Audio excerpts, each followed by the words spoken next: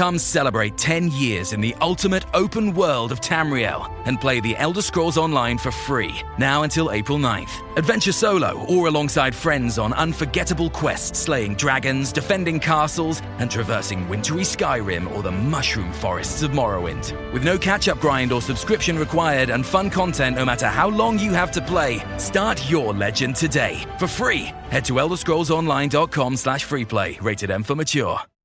The most exciting part of a vacation stay at a home rental?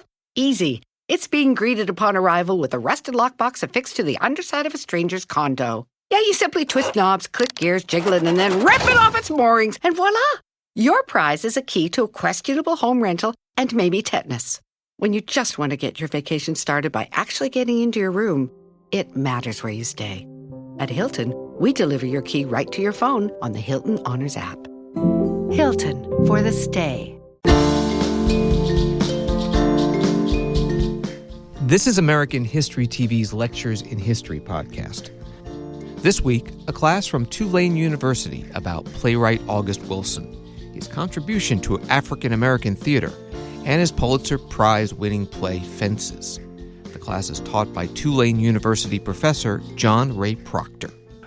Today we're going to look at August Wilson's Fences. We're going to begin with a very brief discussion about who and what August Wilson was, his goal as a playwright.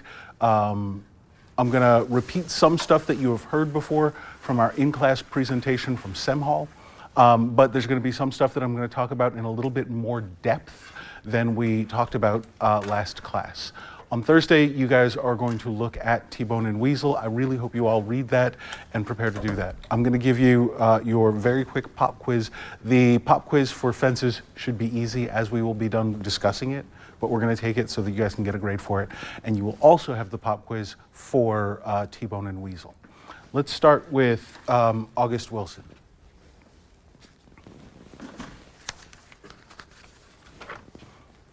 August Wilson was born Frederick August Kittle on April 27th of 1945. His mother's name was Daisy Wilson. She was a cleaning lady. His father's name was Frederick August Kittle. He was a German baker. I want you guys to pay attention. Race matters in a very specific way. Race is always one of the things that we're discussing as we look at these plays. So, his father, Frederick August Kittle, was a German baker, so he's white, or he's European. And then his mother is a black woman named Daisy, right? And she's a cleaning lady. I want you to understand, so we're already talking about a mixed relationship.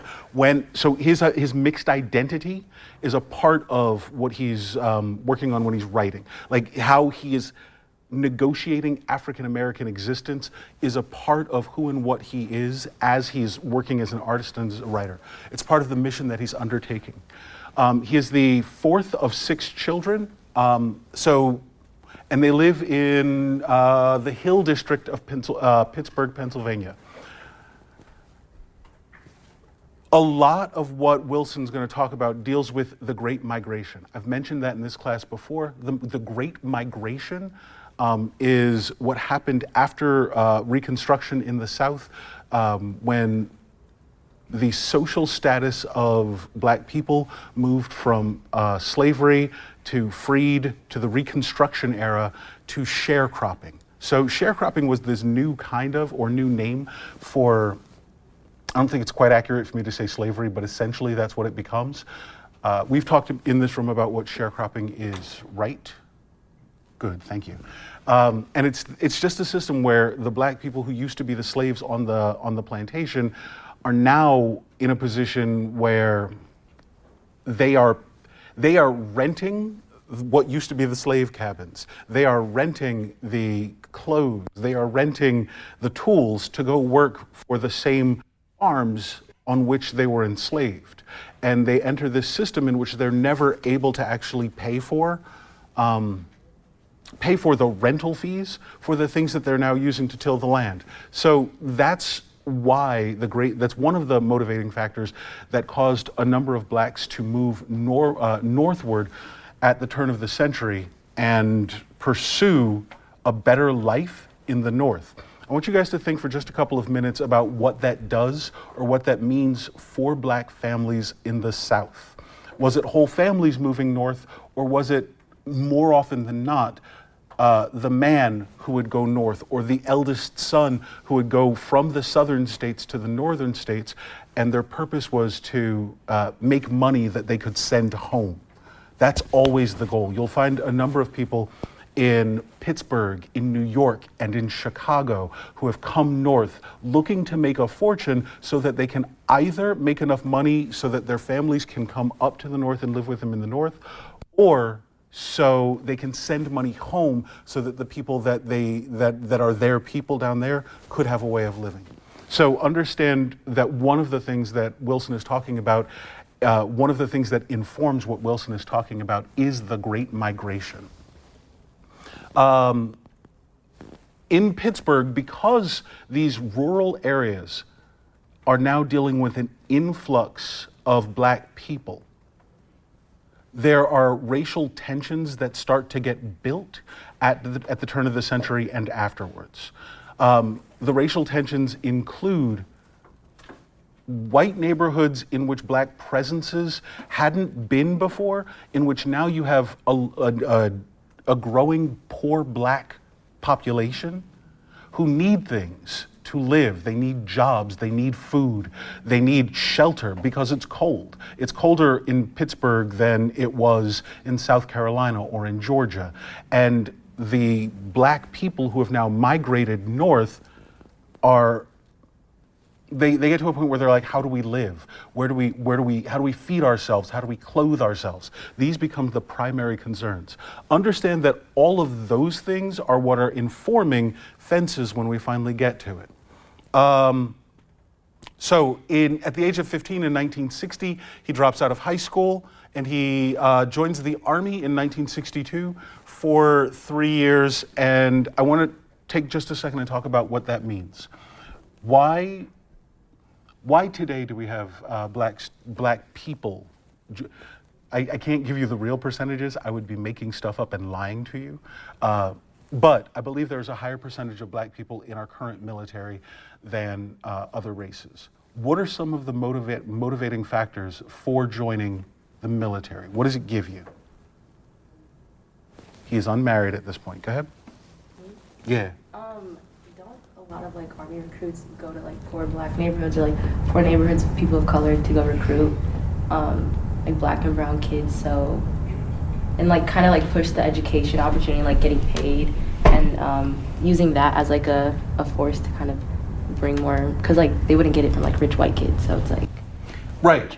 So I just want you to understand that Semhall's point was, or what her question had to do with was, she believes that recruiting agencies go to poor black neighborhoods and recruit black people in greater numbers than they do in rich white neighborhoods. That is a fact of today.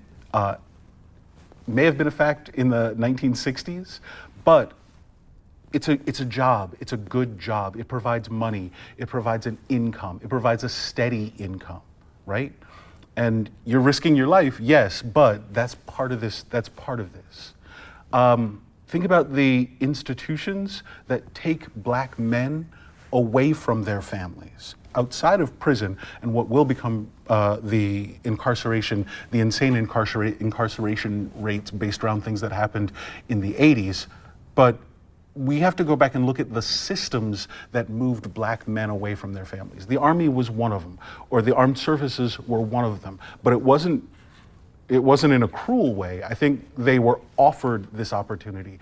They said, hey, here's an opportunity for you to get 3 meals a day, place to sleep, training, education, and we will, and you know, you can send a check home to your family. So that is one of the opportunities for employment and advancement that happened during, when Wilson was, at this point, he would have been about 18 years old.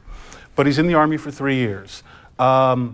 After he leaves the armies in the late 1960s, he comes back to the Pittsburgh area and he joins a group of artists, and they form the Center Avenue Poets, which will later become, later he will co-found the Black Horizon Theater, which is a black nationalist theater company in Pittsburgh, Pennsylvania. And he stays in Pittsburgh until I think 1974, 1975, and then he begins to move westward. He spends a couple years in Chicago, and then he moves in 1978 to Minnesota.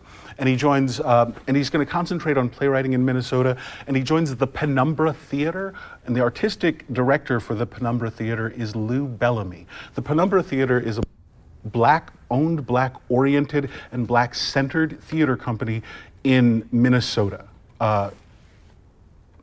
Why is that name of the town in Minnesota flying out of my head right now? I used to work, my brain's trying to say Fargo, Minnesota, but it's not Fargo. Minneapolis, that would be the name of the giant town in Minnesota that I can't think of right now. So the Penumbra Theater is in Minneapolis, Minnesota. And he's working with Lou Bellamy.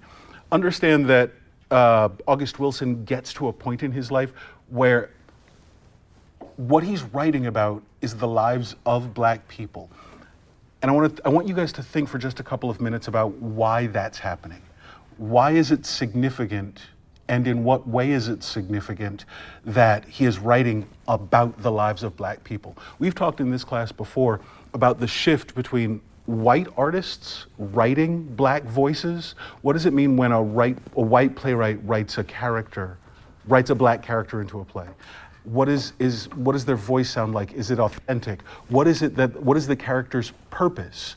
Black characters who are appearing in white movies become a thing. I'm going to jump just a little bit to talk about the popular culture that's influencing the way August Wilson is thinking about plays and writing and the presentation of Black people. But I'm only going to jump for just a couple seconds.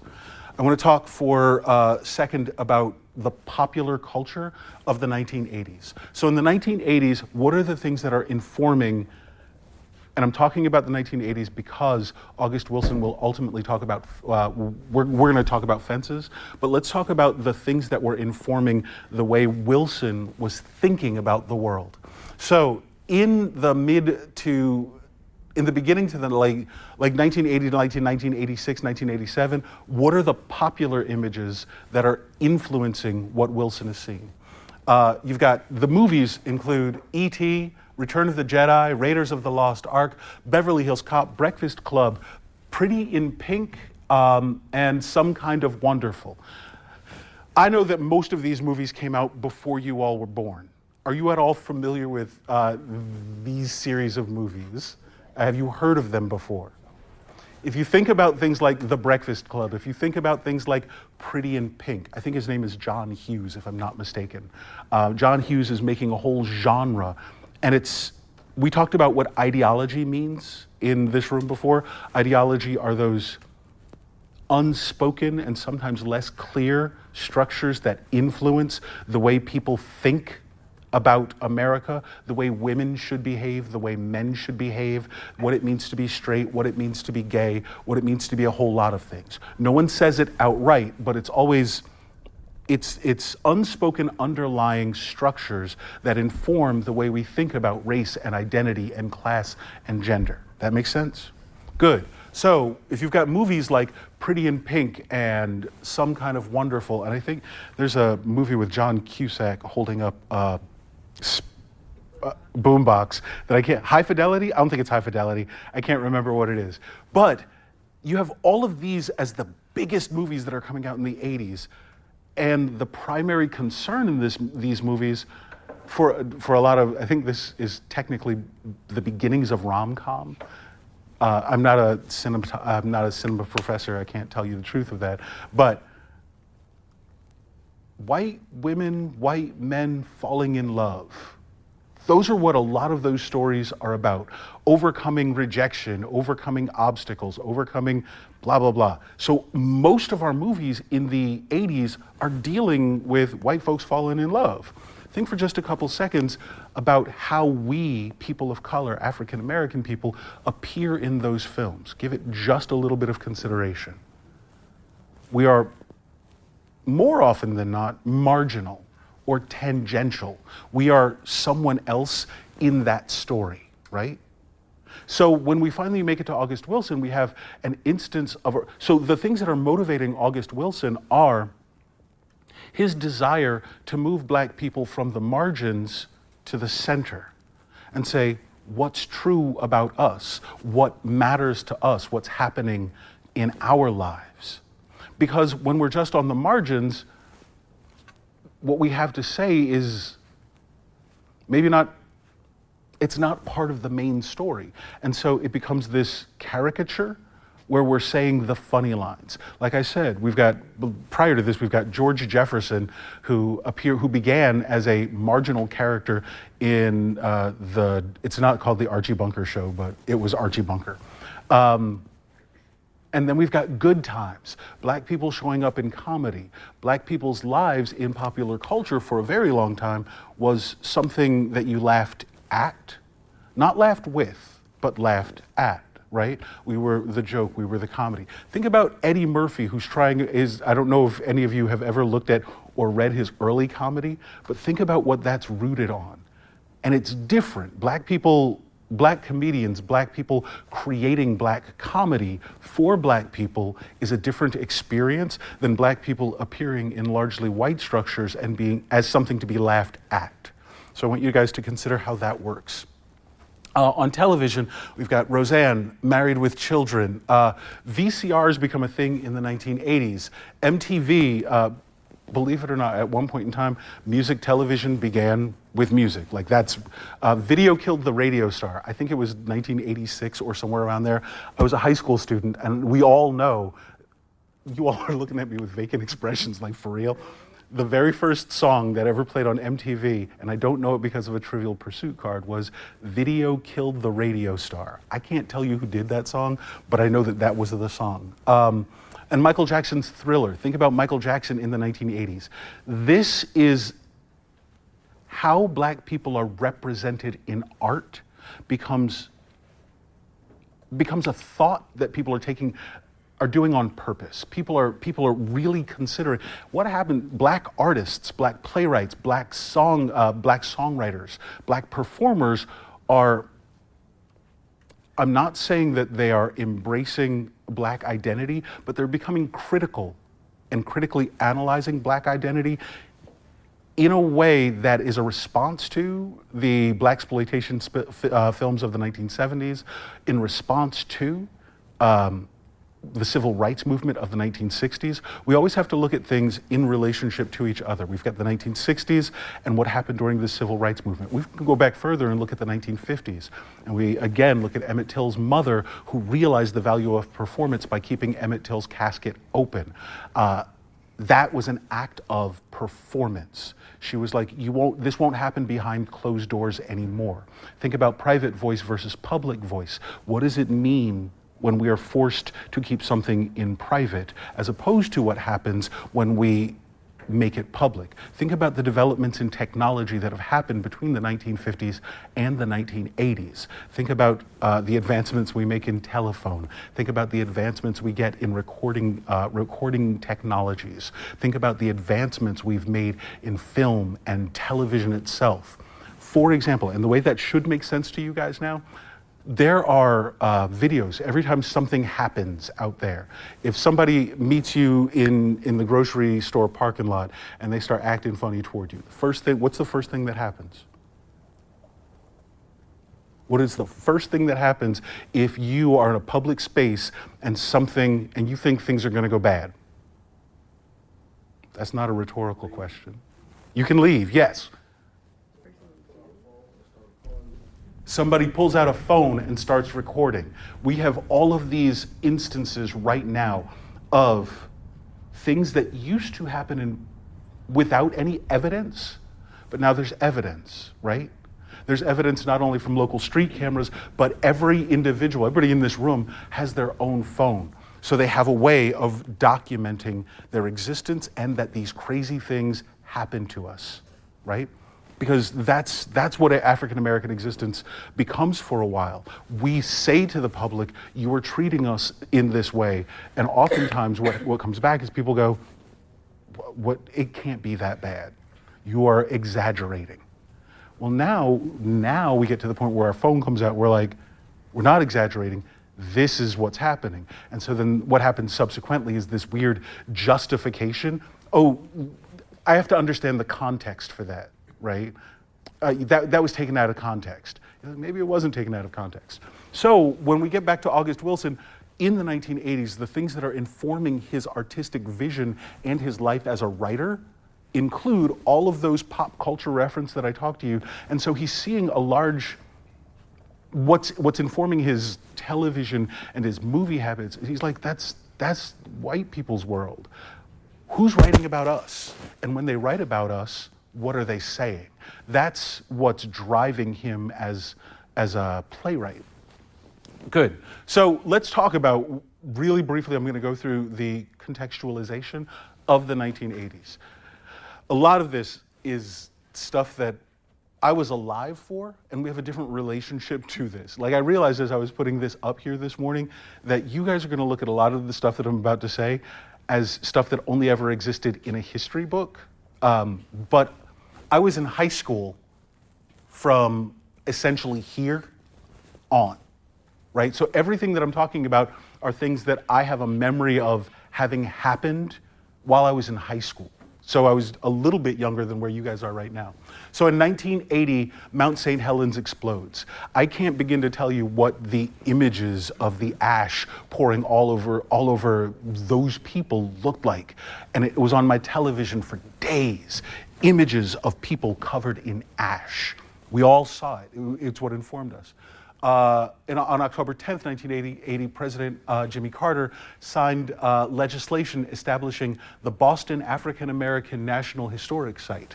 It's the oldest black church in America, and that happened in the 1980s. It was on the news. January 20th, 1981. It's the inauguration of Ronald Reagan, who is the 40th President of the United States. This matters in I'm not an economics professor, but Reaganomics is something that you can look up and look at how it affected the world. One of the things that is the most important part about that we'll talk about later deals with the tax cut, in which we went from, I think, a 70% tax rate on, there's a way to say it that I don't know what it is, but there's a 70% tax rate that gets dropped to like 37 or 35% from the wealthiest people in the country. Over the course of 5 years, we lose, as a country, 750 million? Yeah, billion, sorry, not million, billion. Over 5 years, we as a country lose $750 billion in tax revenue based on this bill that was signed by Ronald Reagan. March 30th, 1981, someone tried to kill Ronald Reagan. Everybody knew about it. I'm only talking about the things that showed up on the news for days. April 12th, 1981 is the first launch from the space shuttle in Cape Canaveral.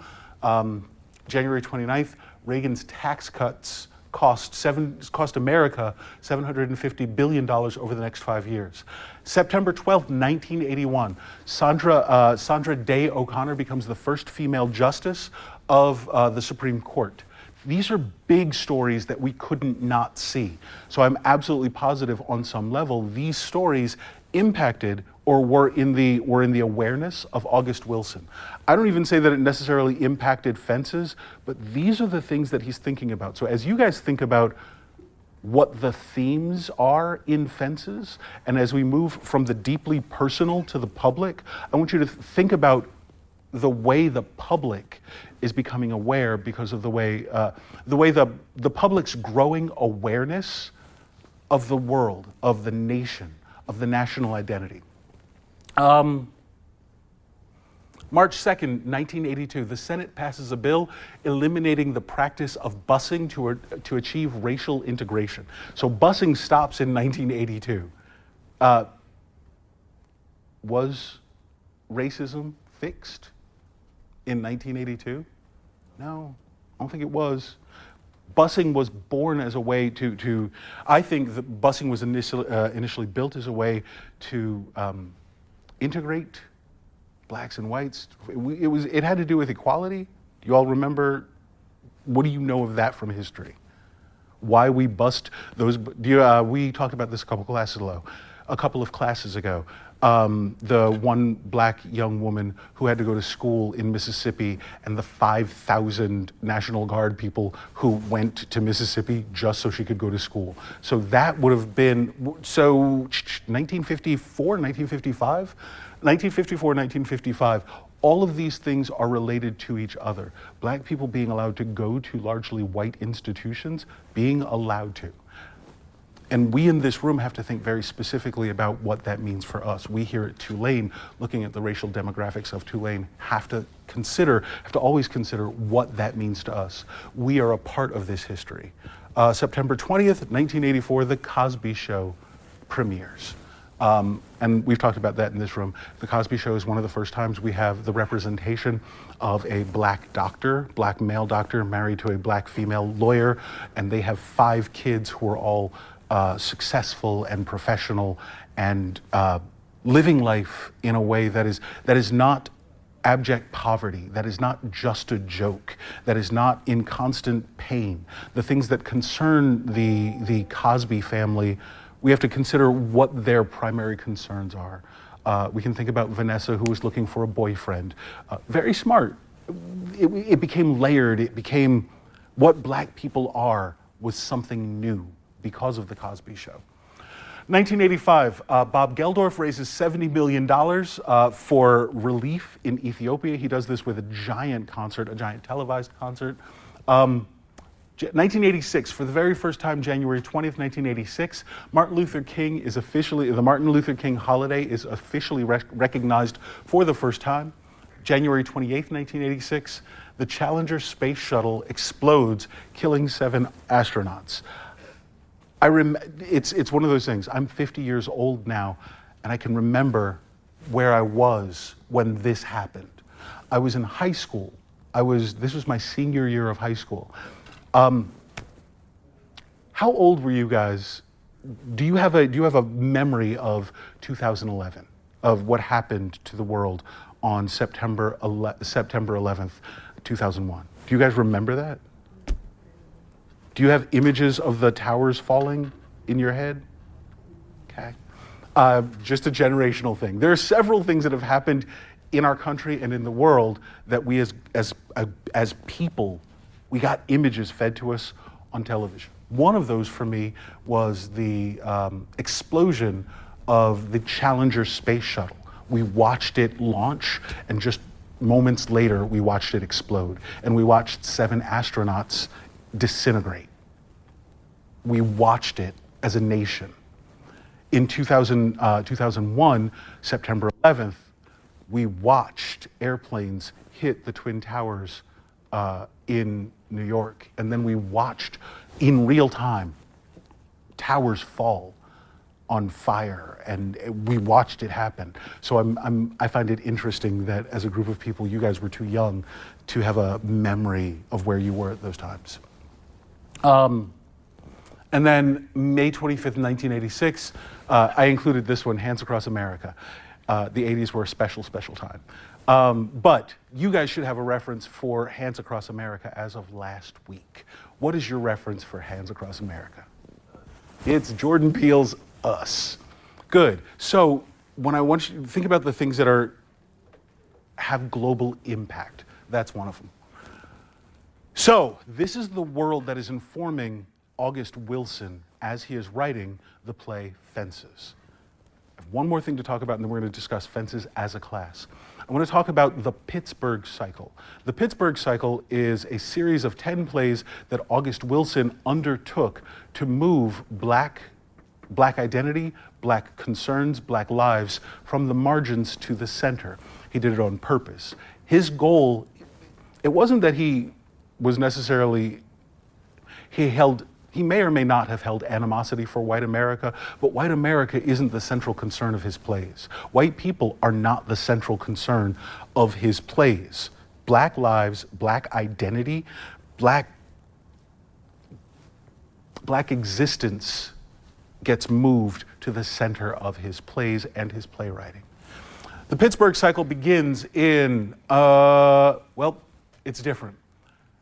So he premiered with Jitney The first play he wrote was called Jitney. It premiered in 1982. The second play he wrote was Ma Rainey's Black Bottom. It was set in 1927, but it premiered in 1984. Ma Rainey's Black Bottom is an amazing play. It's a wonderful play that deals with, I think, 5 black musicians and one black female singer named Ma Rainey. Do you guys know who Big Mama Thornton is? Have you ever heard of Big Mama Thornton?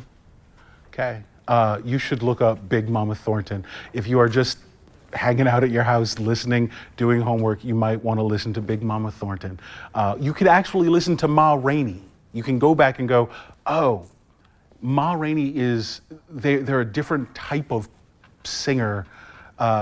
You will get Nina Simone, but Nina Simone is kind of crossing over into to mainstream. Ma Rainey we do have a contemporary reference for Ma Rainey, if you will, even here in New Orleans. Have you ever seen Miss Doreen play in the Quarter? Y'all need to go to the Quarter at some point in time and listen to Miss Doreen. She plays clarinet. You'll begin to have an understanding of who Ma Rainey was if you go listen and talk to Miss Doreen. She's amazing. But after Ma Rainey's, then we've got Joe Turner's Come and Gone, which premiered in 1984, and it was set in 1911. And then finally we get to Fences, which is set in 1957, but it premiered in 1987. We're going to talk about Fences in just a second. And he also wrote The Piano Lesson, Two Trains Running, 7 Guitars, King Hedley, Gem of the Ocean, and Radio Golf. And I think Clybourne Park. If I'm not mistaken, he also includes Clybourne Park. Let's talk about Fences.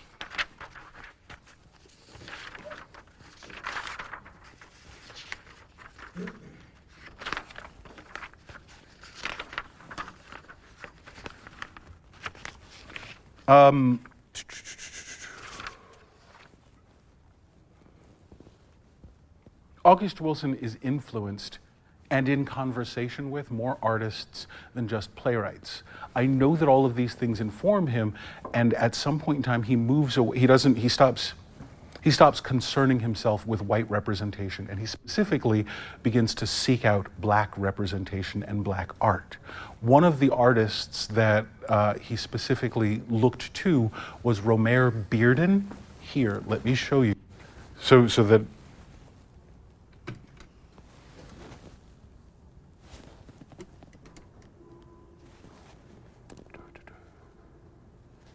I didn't break it, and I'm really proud of that.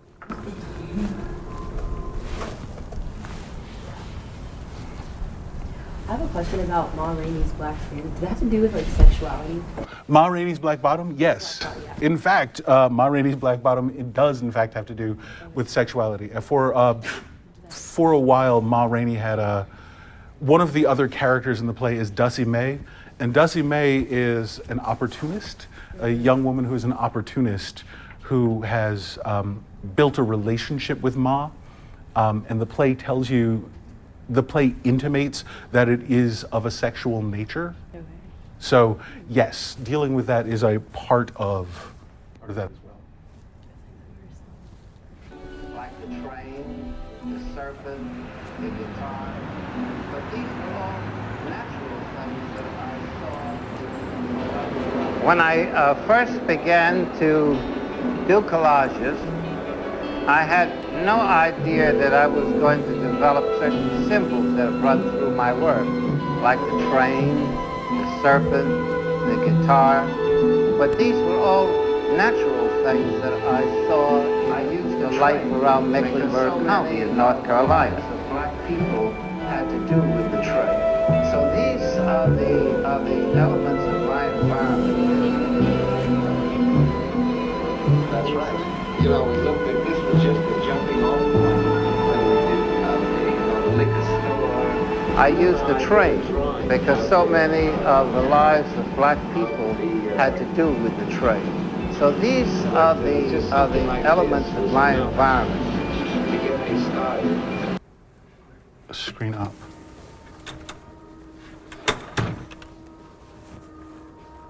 Bring the African American.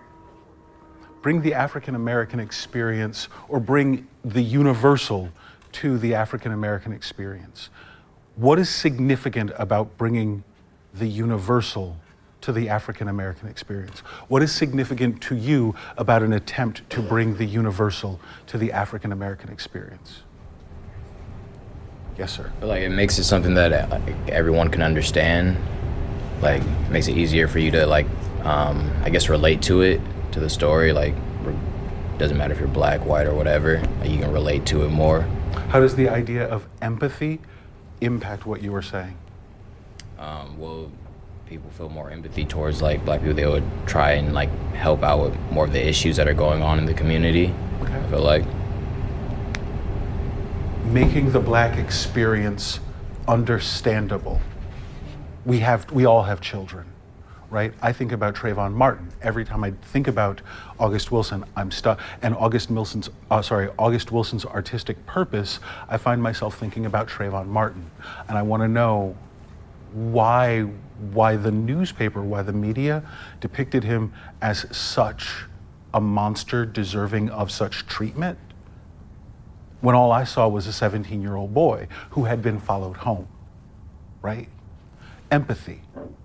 That's what ideology has to do with. If ideologically we can construct the black experience as something that is hostile, something that is aggressive, something that is violent, then the treatment of black people becomes justified by our criminal justice systems, right? But if we can perform the narrative of blackness in such a way that it becomes universal, then maybe there can be empathy. Maybe then we can get the rest of America to go, you know what? This demonizing of blackness that has happened on an ideological level, let's step away from that and let's find out, that's just a mother and that's a son.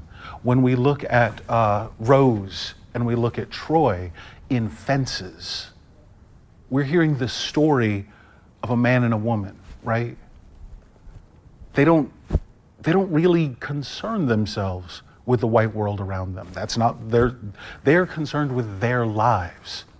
And that process of exposing or showing the deeply personal by showing the specific and personal, it's an attempt to make that story universal, right?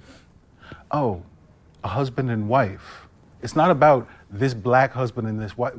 Is it, or I guess that's my question for you guys, is this story specifically about this black man and this black woman, or is it about men and women? Do you understand my question? Okay. Yes, Jamiron.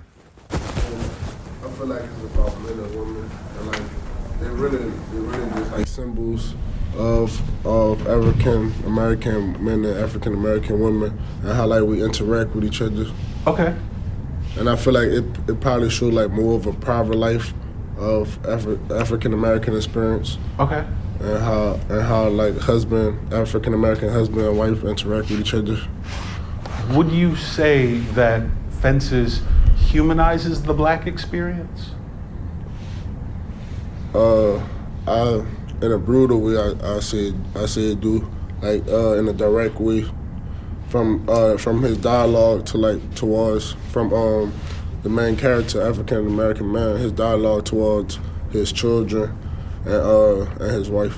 Okay, so let me ask you guys this: what are yes, ma'am. I was just gonna say that I think that the play is about a shared experience of oppression from that black men and women both go through, as well as like what's intertwined with the way that they like the relationship between black men and women at home, inside the home, like, you know, the way they have their own forms of like, I guess, oppression from like a man to a woman, like some of the things that she was going through with her husband Troy. Okay. And the way he was treating her, it was very like misogynistic. It would just be like, go get this for me, woman, like, you know, it was a lot of that. Okay, so let's talk about this for just a second. I am not contesting you. Thank you for a great comment. This is my question. We can describe the relationship between Troy and Rose as oppressive, right? We can describe that as misogynistic. So take just a couple seconds and tell me from the play, give me an example from the play of what you think or what you would describe as oppressive or misogynistic. I'm not saying you are wrong. I'm asking everybody to support that answer, that position. What were some specific examples from the play that you might describe as misogynistic or abusive? The fact that he just expected Rose to wait on him, like get him whatever he wanted, whenever he wanted it, like, or, yeah. So Rose doing as she was told to go, yes. Yes, absolutely, you're 100% correct. I think that is a reflection of the state of women in the domestic sphere. So this play was set in 1957. We have to think about things like I Love Lucy, Leave It to Beaver, Good Times, and the idea of the American dream, right? What was a woman's role in a household in 1957? What was a woman's role? And even me saying that isn't necessarily true, because we have to, like, when I say there were broader things that happened in the world, when a huge number of men left the country to go fight in World War II and then came back, women went and worked. When all the men left the country to go fight in a war, women went to work. This image that we have of the woman with the white woman with the stocking, with the rag on her head, doing the thing, that was a symbol for, I think, Rosie the Riveter. So women went to factories and then they came home. And so who and what female meant and what the domestic sphere meant is being questioned. Women had a different lived experience because of World War II. And then the other thing that happens after World War II is the McCarthy era, when you could be in trouble for, you could be being called a communist was the worst thing ever. You could appear before the House of Un-American Activities Committee, right? So that was a thing, that was a boogeyman that was used to scare a lot of Americans into what, I can't even say the government, into proper behavior, right? And women had their place. That's not right, or that there was an idea in American culture that women had their place. And their place was in the home. There are things that we would look at and call utterly crazy.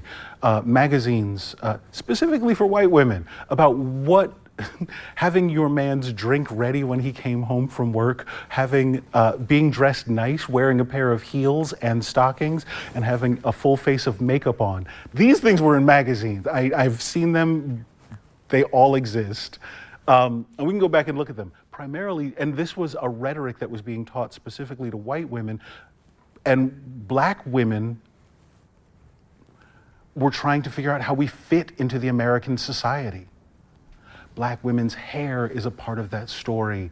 Black women's jobs are a part of that story. Going out and being domestics, caring for white people's kids, all of that is a part of this story. How Black American identity fits into the fabric of American society is all a part of this story. You were gonna say? I was gonna say I still see like remnants of like that in my grandmother, and then the way that she carries herself.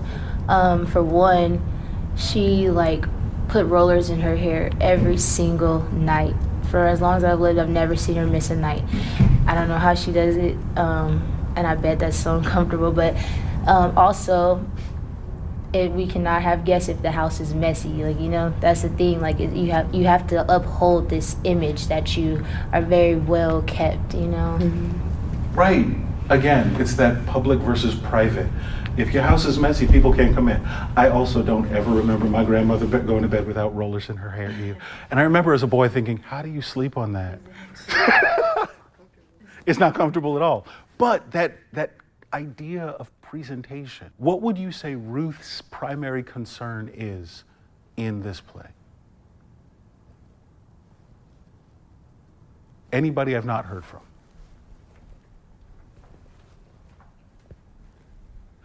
Yes, Anil. I would say maintaining the family. Maintaining the family. The most important thing to Ruth in this play is maintaining the family, right?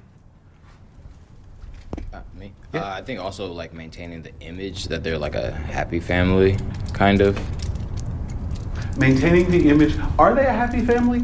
I mean, in my opinion, no. I would say it got to the point where they aren't. They've had problems, and even like when the baby came about, she tried to still have like a family presence, but she just like neglected her duties, I guess, as being a wife. So I wouldn't say that's like a complete family. Let's back up. You said neglected her duties as being a wife. Well, which duties are you talking about? As far as like, as far as I guess being there for her husband in like whatever capacity she was before. Being there for her husband and like whatever. Doing things that she would like normally do as a wife. Like when she found out about the baby, it was like, all right, I'll take care of the baby, but like kind of, you know, you're not on your own, but like you won't get the same. I'm not sleeping with you anymore. Yeah, like you're not. That's no longer a thing. That's no longer a thing. Yeah. So I mean, I guess like maintain. But she burned that bridge. Yeah, but she still like She still would be a mother to the child and like still care for her children. So I guess it is still like maintaining a family, but just like not in a holistic approach. Did she respond? Did she say is that you have shown me such disrespect that I can't? I will no longer share my person. I will no longer share my body with you because that is the only thing I have. Like, what would it have? Could she have left him? Yeah. Really? I mean, I'm just curious. Where would she go? And I don't think she had that much money. I don't think she had that much money. She's stuck. But that's her reality. And I don't know that she necessarily thought of it as being stuck. Back then, people didn't really get divorces. Yeah. And people didn't get divorces. Maybe that wasn't an option. And there's another part in like maintaining this perfect family image. Identity. It also has to do with her identity. My identity, that thing that tells me who I am, is your wife, Troy. It's the mother of this and Troy, this is Troy's second relationship from which he has kids, right? She's already wife number 2.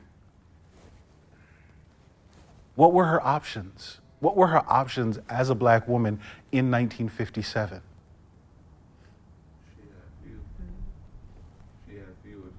She had few, if any. I don't want to say that it was making the most of a bad situation. I think it's family. I think it's family.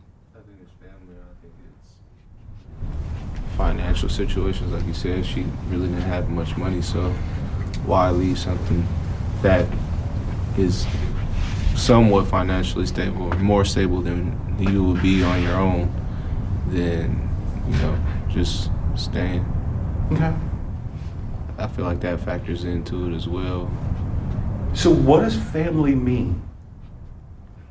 Think about your own families. Do you have cousins, sisters, brothers? How bad do you guys have family members that have maybe crossed a line? I have them. Bull, you don't have family. Tell me, nobody in your family has pushed the boundaries of what family means? Nobody. Okay. I believe you. I have relatives who are in jail. How many of you, just a quick show of hands, how many of you know a man or a woman in your family who has cheated? Does cheating mean the relationship's over?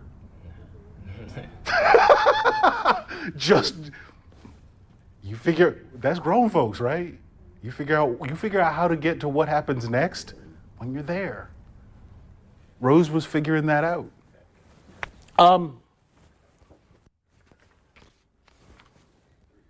Fences. Let's talk about fences. Let's talk about what is a fence? Really quickly, you guys.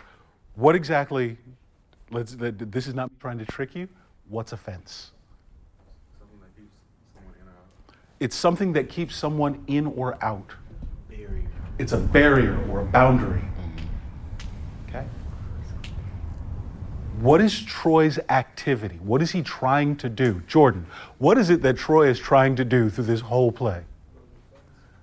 Build or finish a fence. Right. Good. What else? At the beginning of the play, there's a baseball bat that is leaning against a tree trunk. Do you all remember that? Good. Troy has an image in his head of what he was supposed to be. Remember? He says, I was just born at the wrong time. What does that mean? Can I ask you to speak up? My bad. Saying like, basically like black people weren't like allowed to play baseball professionally and stuff like that. So like, he grew up in an era where he had to like, just be like, all right, forget the sports and stuff. Let me go work a 9 to 5 so I can take care of my family. Right. So some of it has to do with what he perceives as a man's responsibility, right? I could have been, I can't remember the line exactly, but I think it's something like, I could have been, his dream is I could have been a great baseball player if I didn't have to do this. So he has this perception that the fortunes of a black man have shifted from when he was younger to where he is now, right? Good. The set is described as a dilapidated front porch, right? Or sorry, back porch. Why? Why do you think most of this play takes place on the porch? That's where usually a lot of black people grow up. A lot of black people grow up on the porch, yes. That's not me being funny. I mean, I get it. It has to do with community, right? It has to do with, when I moved down here to New Orleans, I didn't realize that porch sitting was an actual thing, but porch sitting is an actual thing. You sit out on the porch when it gets too hot. You're like, hey, say hey to all your neighbors, hey. And when they're just walking by, hey. And if you don't say hey, you uppity. Oh, you must be from up north.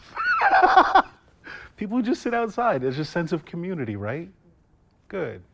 But the porch is unfinished. Troy has a way of not following through. Troy has a way of not finishing what he's started, right? Troy has a way of not completing the relationship that he invested in, because he goes off and finds another woman and has another baby. Troy has a way of not being present in his own life, right? Do you guys have a response to that idea? What do you think of that idea of masculinity? What do you think of the idea of masculinity represented in the character of Troy or his eldest son in this play?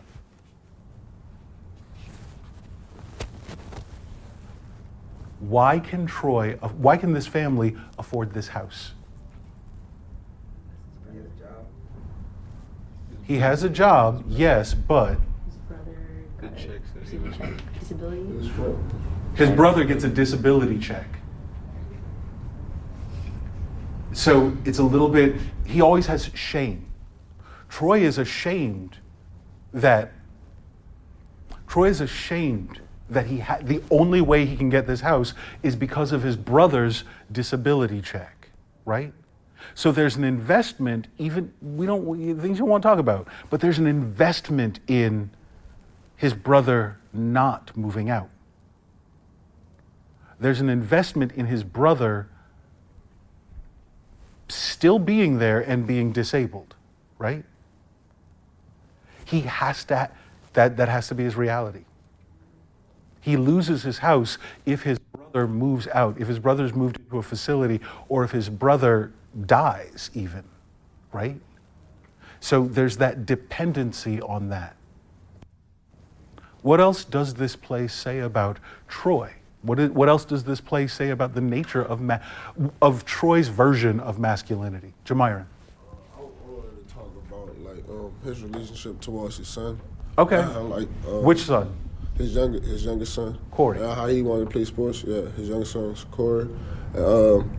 And he, we know that Troy dreamed to work out with sports, and he wanted to let his younger son play sports, because I feel like he wanted him to be realistic and get a job and stuff. And I feel like I really don't understand the relationship. That's why I wanted to bring it up, because I really don't understand the relationship because he knows it's a different time now, and he still don't want to let him play sports.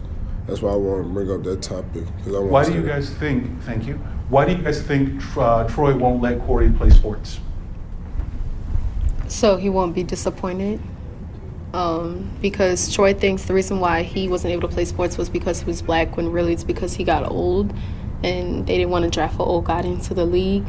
So he doesn't want his son to face that same racism that he thought he experienced. Okay. So then he's keeping them from it, but really he's just keeping them from opportunity and not even allowing him to have the opportunity to be scouted.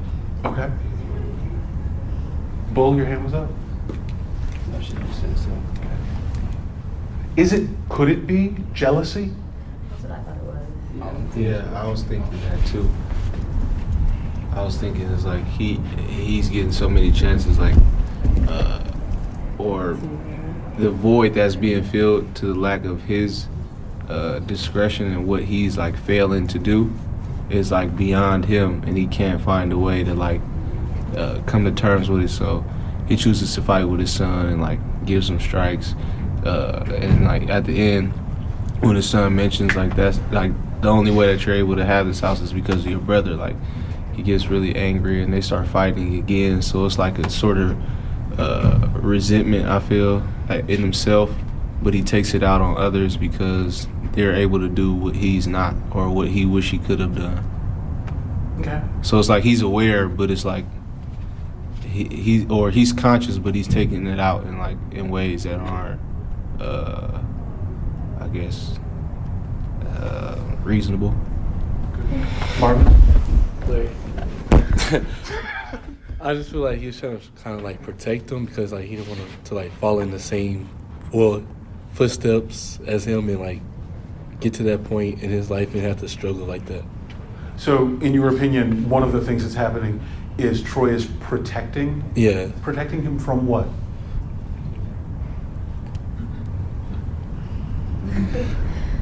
But I want Marvin to give a voice to this. Troy is protecting Corey from what? I guess failure, I guess. From failure? Yeah. Possible. That's an absolutely possible answer. Bull, your hand came up. I feel it's kind of what he said, and what he said too is this, like a father, you gotta love your children, so you don't want to follow the same path he took and end up in the same situation as Troy, to have adjust and then come back again up and get a job and then struggle as he struggled before. You said something really interesting, and I want you to say it out loud. When I said, what do you think Troy, and I'm not saying either of you are wrong, I agree with both of you. Thank you for adding that. When I said, what is Troy protecting Corey from, you said? America. America, the realities of what it means to be black and male in America. That's also a possibility. Going off that, what you were saying about what does it say about masculinity, I think black men tend to use their what they go through as a black male in America as an excuse for how they act inside the home. Okay. That is a good, you know what? If you're gonna write a thesis statement for this class, and you might, that's a really good place to start. I'm just saying. So yes, we have to always, that's what I mean about the complexity of character. The nature of who and what Troy is wildly complex. And literally everything that you have just said fuels what makes up that character. That's what I mean by having a layered, that's a layered character. That is a character who has depth. That is a character who is a fully rounded person. Do you see how that might be different than the comedic character that showed up in The Jeffersons? That's what August Wilson is doing. He's actually allowing Black existence to be a complex thing. Not just allowing it, he's doing an artistic rendering of Black existence that is complex, that is layered, that is not simple or easy, right? Yes. How do you think white America kind of took this play? Like, how did they view it? And I mean, like, because it won or was nominated for like 4 Oscars, and like Viola Davis won for like hers. So it's like, I don't know how white America took this play. I don't know how white people read this play. Yeah. Because I'm not. Is it like for them, or is it like? Okay, so one of the realities of American theater that we always have to deal with is this.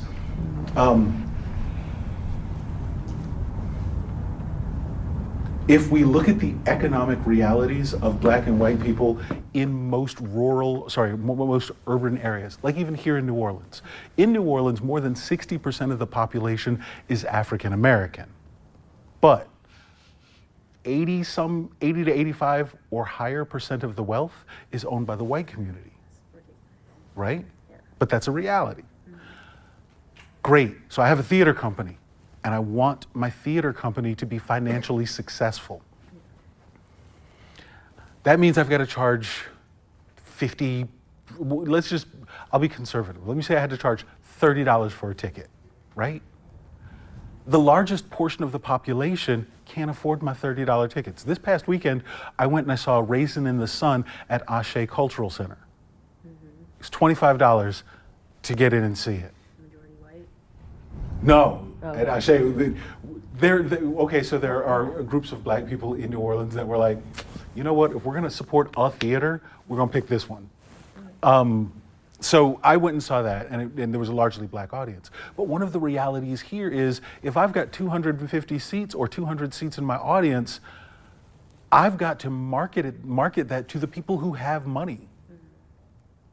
So this play, in fact, all of August Wilson's plays are aware of the realities of that, right?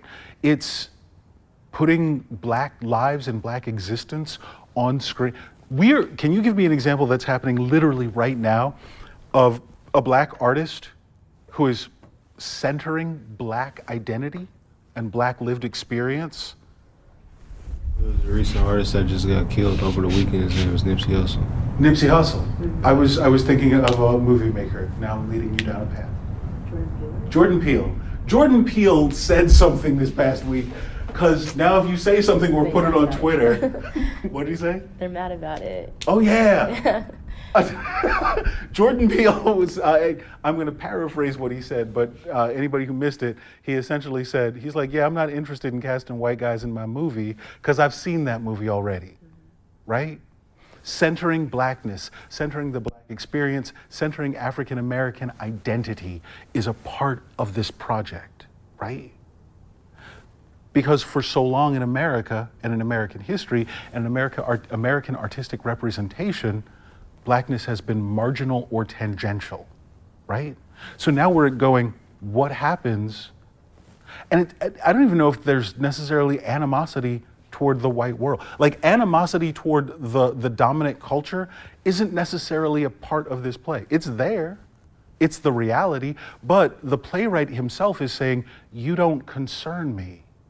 That I spend 24 hours a day, 7 days a week thinking about being in white culture. This play, it's about Black people being around Black people, right? Cool. Talk to me for just a couple seconds about Bono, his best friend. How does that relationship work? Let me back up. Troy has several relationships in this play. He has a relationship with Bono. He has a relationship with Ruth. He has a relationship with Corey, right? And you can use the play to talk about or define those relationships. What is the nature of his relationship with his son? We've talked about that already. Is he jealous? Maybe.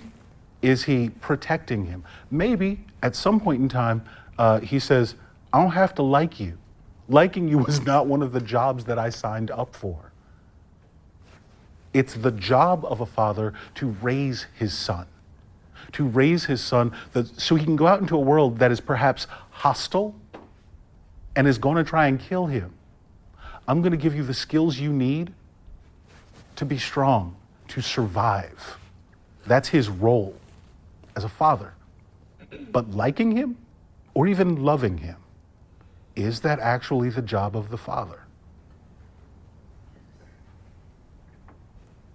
In a country in which so many black men had to leave their families, maybe they were leaving, and we've talked about in this room about the separation of black men from families.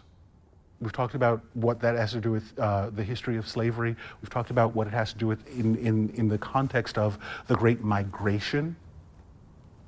So this play is also dealing with that. Troy is considered a good guy because he stayed, kinda, but he didn't, right? Because he's going to sleep with his other woman. What does fatherhood, what does masculinity, all of you people who have to write thesis statements for your final papers should really be thinking about these kinds of things. What does fatherhood mean? What does manhood mean? Yes, Danielle. You're asking us in the context of Bono and Troy? Yes, thank you. I got way off track. All right. I think like Bono has some sort of like not resentment, but he sees like in Troy what his father was to him. So like they had a conversation or something. I can't remember, but they were telling each other like about their experiences or something.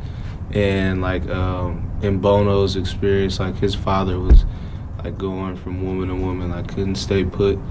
I guess that's what he kind of sees in Troy. So he has like some concern. Okay. Stay on Bono for a second. Tell me about Bono's relationship with his wife. He's super devoted to his wife. Super devoted. So the playwright gives us a representation of a man who is in fact devoted to his woman. Right? Yeah. Troy exists. Bono is a foil opposite Bono. Bono's existence in this play actually shows us more of the tarnish on Troy.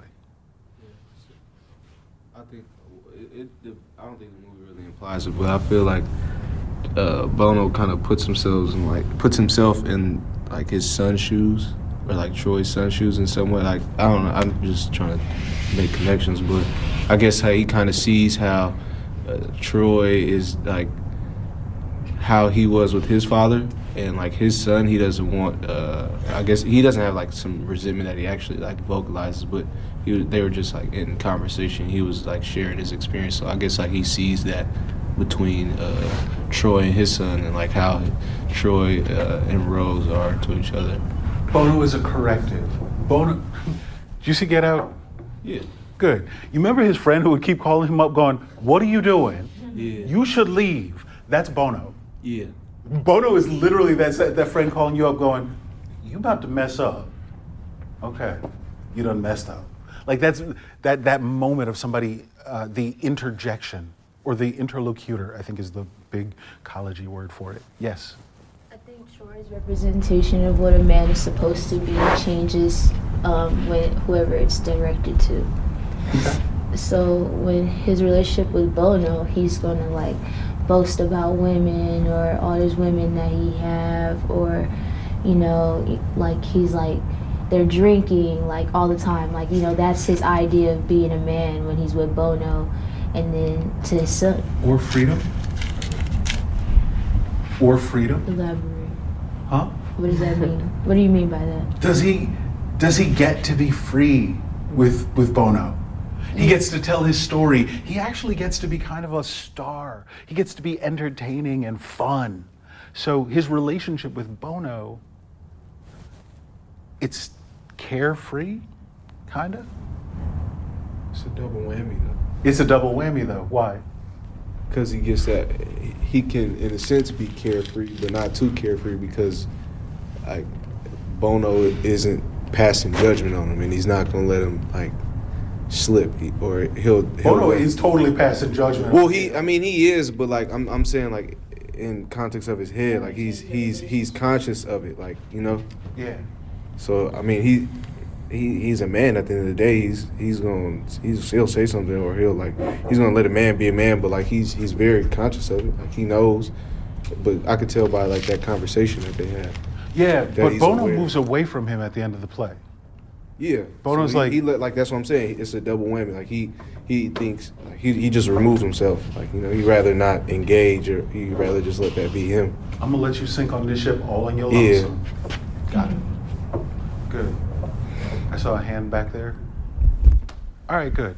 So we've got about 4 minutes left, ladies and gentlemen. I just want to close this discussion, and I want you guys to think about things.